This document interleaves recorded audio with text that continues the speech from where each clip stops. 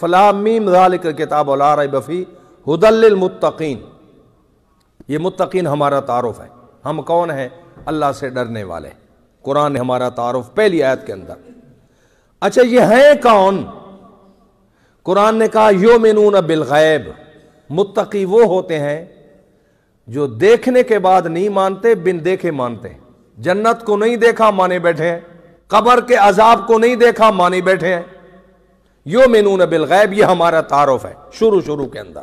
ذرا اندازہ لگائیں کہ ایمان کے بعد یؤمنون ایمان کے بعد ہماری ذمہ داریوں میں سے اللہ نے قرآن پاک کے اندر پہلے نمبر کی ذمہ داری یقیمون الصلاۃ، ایمان لانے کے بعد تمہاری سب سے اہم ذمہ داری یہ ہے کہ تم نماز قائم کرو۔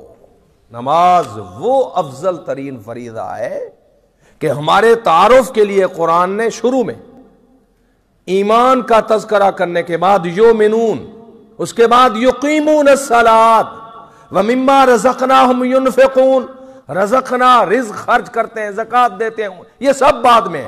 ایمان کے بعد قرآن میں پہلے صفحے کے اندر پہلی آیت کے اندر اللہ نے اپنے بندوں کا کیا تعارف کروایا؟ ایمان کے بعد پہلا تعارف یہ ہے کہ یہ نماز پڑھتے ہیں۔